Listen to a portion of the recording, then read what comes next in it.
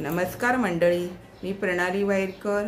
आम्ही मालवणी या चॅनलवर मनापासून स्वागत आहे. दिवाळीच्या तुम्हास व तुमच्या कुटुंबियांना माझ्याकडून खूप खूप शुभेच्छा. आज मी आपणास कोकणातील पारंपरिक पदार्थ गुळपोहे हा दाखवणार आहे. चला तर मग हे बघा, आपल्याला गुळपोहे करण्यासाठी हे मी सफेद पोहे घेतले, पण गावी कसं आपल्या ते लाल पोहे घेतात, त्याचे छान गुळपोहे होतात. पण आपली संस्कृती जपण्यासाठी आम्ही मुंबईला पण पहिल्या आंघोळीसाठी हे अशा प्रकारचे गुळपोहे करतो. सकाळी आमची आई वडील असताना पण आम्हाला सकाळी ते गुळपोहे जबरदस्ती का होईना खायला घालायचे. त्यामुळे आता मी तुम्हाला ही माझी आपल्या आईची रेसिपी म्हणजे कोकणात होणारी सर्वांच्या घरोघरी ही रेसिपी आहे. फराळ हा आता यायला लागला आहे कोकणामध्ये, पण पूर्वी ही अशा प्रकारची कंदमुळं रताळी अशी उकडून खायचे आणि आपले हे गुळपोहे खायचे. कारण शेतीची कामं असायची, भात कापणी झोडपणी, त्यामुळे गुळपोहे केले की दिवाळी झाली. तर आता आपण ही काय काय लागते ते बघूया. हे पोहे घेतले, सफेदवाले आहेत. आपल्याला ओलं खोबरं लागणार आहे, गूळ लागणार आहे, वेलची पावडर आणि थोडंसं मीठ लागणार आहे. गूळ खोबरं पोहे आपल्याकडे किती माणसं अंदाजे आहे त्यानुसार आपण हे करू शकतो. हे किती आहे काय आहे ते आता ह्या प्रमाणात नाही आहे.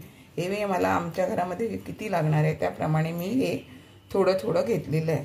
तर आता आपण पुढची कृती करूया.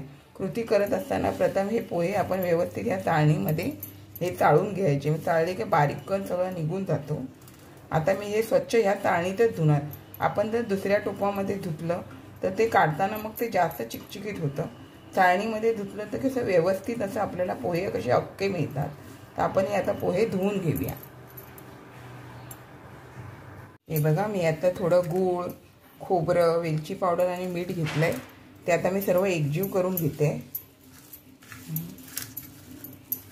मी अगदी हे थोडं थोडंसंच घेतलं. मला जेवढे मी पोहे घेतले त्यानुसार मी ते घेतलंय.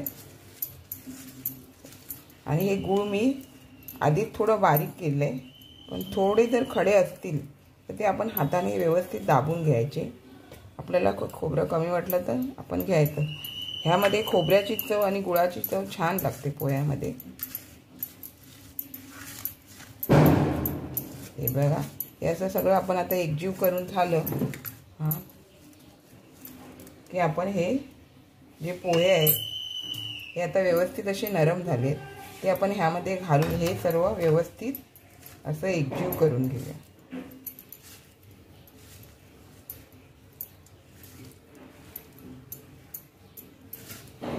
छान लागतात हे पोहे.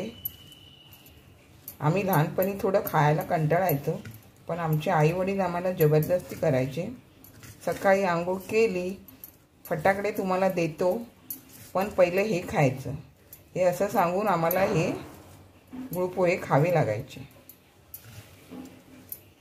पण ही ॲक्च्युली आपली संस्कृती आहे, ती आपल्याला जपायला पाहिजे.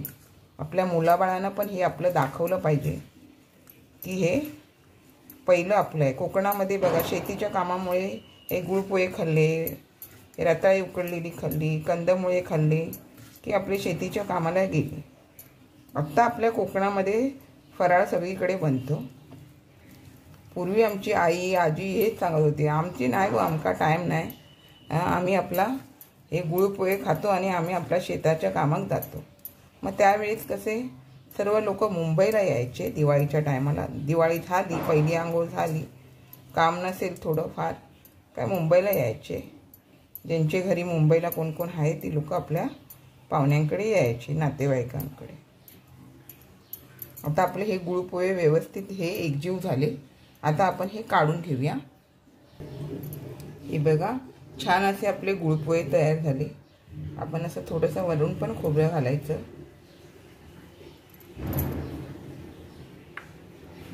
हे बघा, मालवणी पद्धतीतले आपले कोकणात दिवाळीच्या दिवशी खाणारे हे गुळपोहे तयार झालेले आहे मंडळी.